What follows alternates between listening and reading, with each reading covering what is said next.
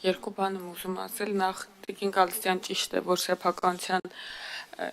փոփոխության դեպքում, եթե խոսքը պատմամշակութային հուշարձաններին է վերաբերում, սեփականատերը գործող կարգավորումներով պետք է տեղեկացնի լիազոր մարմին, որ սեփականատերը փոխվել է։ Սա ինչի համար է արվում, չգիտեմ, անում են կանոնավոր թե չէ, թող Տիկին Անդրեասյանը ասի, թե արդյոք այդ ընթացակարգերը հավուր պատշաճի պահվել են մինչև հիմա թե չէ, օրինակ Երևան կենտրոնի շենքեր կան, որ հուշարձան են, եթե վաճառվում են, արդյոք տեղեկացնում են թե չէ, բայց սա ինչի համար է, էլի նպատակը եղել է այսպիսի կարգավորման, որպեսզի արտաքին տեսքի հետ կապված հարցերի պարագայում նախարարությունը իմանա ով է սեփականատերը, իրան դիմի նախապես տեղեկացնում են, բայց չկա այստեղ թույլատրելու, այսինքն մերժելու, թույլատրելու կամ ինչպես ասում ենք, ինչպես գրել ենք տրամադրելու այդ հնարավորությունը կամ մերժելու այդ հնարավորություն կարգ։ Հիմա մենք կոնկրետ այս հուշարձանների դեպքում կարգի անհրաժեշտություն ենք ավելացնում, ինչու ոչ բոլոր, եթե չեմ սխալվում, Տիկին Անդրեասյան մի 30,000-ի կարգեր չէ հուշարձանները, ոչ բոլոր հուշարձանների 24,000, ոչ բոլոր 24,000 հուշարձանների հետ կապված ենք այս կարգավորումը առաջարկել, որովհետև կարծում ենք, որ դա չափազանց մեծ բյուրոկրատիա է եւ ոչ բոլոր հուշարձանները ունեն հավասարաչափ ծանրակշիռ նշանակություն։ Ես կարծում եմ ընթացքում փուլերով գնալով պետք է հասնենք մի ինչ-որ պահի, որ առնվազն հնությամբ սահմանված, հա, չգիտեմ, մինչև 18-րդ դարը բոլոր հուշարձանների վրա տարածվի շենքերի նկատի ունեմ ոչ թե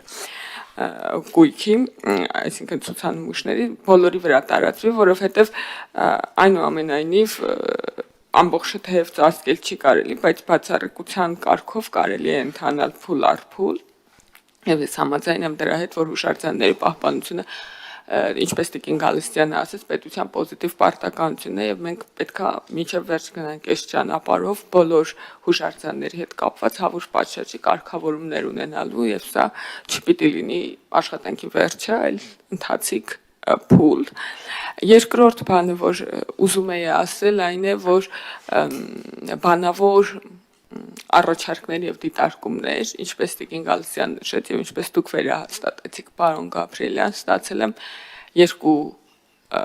հոգեվորականների խմբերից կամ կառույցների բարենորոգման օրակարգի հոգեվորականներից ստացել եմ առաջարկություն, որ պետք է խստացնել սեփականության տնօրինման իրավունքի հետ կապված հարցերը եւ հրապարակային Մայրաթոր Սուրբ Էջմիածին հայտարարել է, որ Գերագույն հոգևոր խորհուրդը քննարկեց եւ որոշեց, որ պետք է խստացնել սեփականության իրավունքի եւ տնօրինման հետ կապված հարցերը, կոնկրետ այս օրենքի հետ կապված անկախ սեփականության ձևից պետք է արգելել եւ այլն։ Նախ ուզում եմ ասել, որ օրենքը ըստ երևույթին անկախ սեփականության ձևից բոլորի վրա է սա տարածում, այսինքն պայմանական, եթե համայնքին է պատկանում, համայնքն էլ չի կարող օտարել առանց կառավարության տեղեկացնելու եւ առնվազն այդ մասով ծածկված է Գերագույն հոգևոր խորհրդի հայտարարած տարածած հայտարարության այդ կտորը։ Այն մյուս մասով շատ նման իրար առաջարկներ են հնչել եւ ես ուրախ եմ, որ չնայած բազմաթիվ տարաձայնություններին, բոլոր հոգևորականները, ովքեր ունեն տարբեր կարծիքներ, տարբեր հարցերի, այդ թվում քաղաքական հարցերի եւ այս process-ների շուրջ, առնվազն հուշարձանների հարցում համերաշխեն օրենսդիրի հետ եւ նաեւ գործադիրի եզրակացության հետ եւ ես նաեւ ուզում եմ ասել, որ վերջին ամիսներին անդադար հնչում է մտահոգությունը, եւ առաջարկը, որի վերջո գուցե ինչ-որ համերաշխության կետ գտնվի, գուցե կա ինչ-որ բան, ինչի շուրջ համաձայն են եւ այդ համաձայնության կետից այս երկու խմբերի հոգեվորականներ սկսեն շարժվել դեպի խնդիրների լուծում, ես կարծում եմ սա հրաշալի առիթ է, որպեսզի լինի այդ համերաշխության կետը, որովհետեւ համանման առաջարկներ, համանման մտածումներ, համանման դատողություններ երկու խմբերի հոգեվորականներից էլ լսել եմ եւ հույս ունեմ, որ այս համերաշխության օրակարգին նաեւ կաջակցի ընդդիմությունը, շնորհակալություն։ Լավ տվեք Տիկին Ղազարյան։ Լավ չէ, ես օգտվում եմ հարց տալու իմ իրավունքից։ Տիկին Ղազարյան, երբ որ դուք այս նախաձեռնությունը հղանում էիք, ինչու նախապես չեք խորհրդակցում եկեղեցու ներկայացուցիչների հետ, միգուցե շատ ավելի խորքային լուծումներ կառաջարկվեին, իսկ միգուցե խորհրդակցել եք։ Որտեղ մենք հիմա գնում ենք post factum վիճակի հետ, Գերագույն խորհրդի հայտարարությունը եւ այլն տարբեր տեսակետներ են հնչում, երբ որ արդեն նախագիծը շրջանառության մեջ է դրվել։ Իսկ միգուցե պետք է որ դուք նախապես հայ առաքելական եկեղեցու հետ խորհրդակցեք, մանավանդ հատկապես այս նախագիծը ուղղված է եկեղեցու ժառանգությանը։ Այո, համազգային ժառանգությանը, բայց նաև սեփականության իրավունքով բնականաբար եկեղեցուներ պատկանում։ Նախապես ավելի արդյունավետ կլիներ եւ ավելի շատ խութեր կհաղթահարեինք, քան թե այն ինչ որ դուք հիմա հնչեցնում եք, որ ընթացքում նոր շերտեր կներգրավեն եւ այլն, ընդհանրապես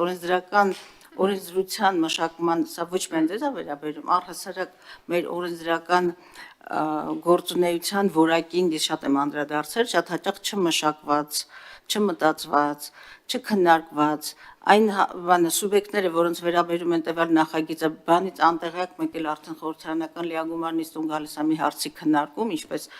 ապահովագրությունը, առողջապահական ապահովագրությունը, տեսնում ենք, թե ինչ, այսպես ասած, after shock-եր են գալիս այդ մի ամբողջ առողջապահական համակարգի շահառուների կամ օբյեկտների եւ սուբյեկտների կողմից նույնն է սրան էր վերաբերում նախապես եթե քննարկեիք թերևս ավելի լավ եւ ավելի խորը լուծումներ կունենայինք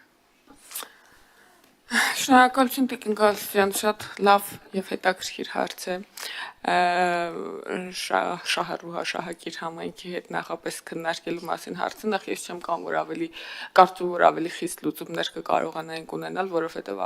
միևնույն է արդարադատության նախարարությունը համաձայն չի դրա հետ հիմա ես ավելի խիստ կարգավորումներ եմ առաջարկել 10 անգամ մեղմացրել ենք միջև հասել ենք այստեղ եւ ես գիտեմ էլի որ ավելի խիստ կարգավորումների պարզապես կառավարություն բացասական կտար եւ առաջ չէինք շարժվի երկրորդ բանը ձեր հարցի հետ կապված ուզում եմ ասել որ առիթներ եղել են նախորդիվ թանգարանների հուշարձանների հետ կապված հարցերում աշխատանքային քննարկումների ժամանակ մայրաթոռի ներկայացուցիչի հետ տարբեր հարցեր քննարկել եւ այտենց ընդհանուր ըմբռնում է եղել որ դաշտը կարգավորված չի եւ պետքա կարգավորել միգուցե դուք ճիշտ եք երբ որ մոտավորապես սա ոնց որ առաջի անգամ այս հարցին մոտեցել ենք մի տարի առաջ եւ ճիշտ կլիներ երբ որ գաղափարից արդեն անցանք աշխատանքային փուլի քննարկման կանչենք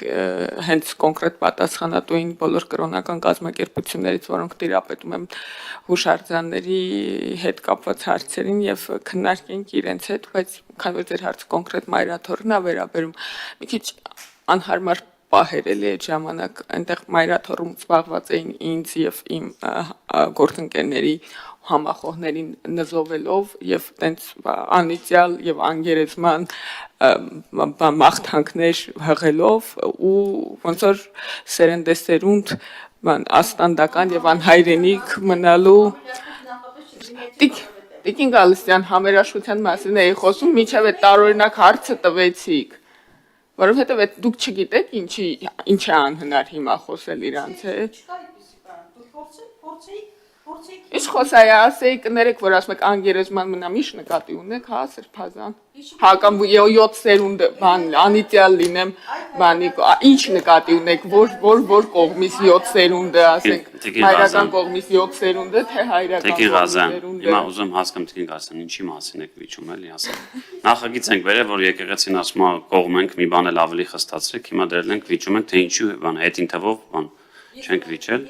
Ես խոսում եմ օրենքների որակի մասին եւ խոսում եմ ուղղակի պարտադիր պահանջի մասին, որ որևէ օրենսդրական նախաձեռնություն պիտի մշակվի համապատասխան շահառուների հետ եւ անցնի որոշակի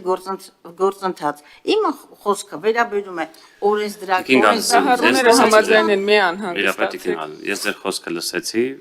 եթե ցույց կտաք պատգամավորական նախաձեռնության դեպքում որտեղ է գրած, որ Տիկին Ղազարյանը պարտավոր է այդպիսի բան անել, հետո մյուս նիստին կշարունակենք։ Մեր դեպքում չկա այդպիսի պարտավորություն, ինչպես ձեր դեպքում, էլի։ Ձեր ասածը վերաբերել է կառավարությանը, այնտեղ կա իդրաֆտ, պարտավոր են դնել, հանրային լսումներ, պատգամավորի դեպքում որպես այդպիսին իրավական չկա։ Այո, թողնված այդ, այսպես ասած, քո գործունեության վրա եւ Տիկին Ղազարյանը արդեն նշեց։ Վերջում այստեղ մեր ցանկացած նախաձեռնության մեջ ներգրաված անձինք, կազմակերպություններ, նույնիսկ պարտադիր տող ունենք, որ ովքեր են ներգրաված եղել, ում հետ է խորհրդակցվել, ինչ հանրային կարիք եւ պահանջ է պատասխանում։ Գալստյան, անverջ կարող եմ խոսել ձեր հետ, ասում ճիշտ եք ասում, բայց դա օրենքով պարտավորված չի։ Պատգամավորը դնում է նախագիծ շրջանառության մեջ, գնում է կառավարություն, մեկ ամսյա ժամկետում պարտավոր է կառավարությունը տալ եզրակացություն, հետ գալ եւ խորհրդանում քննարկել։ Սա սենց։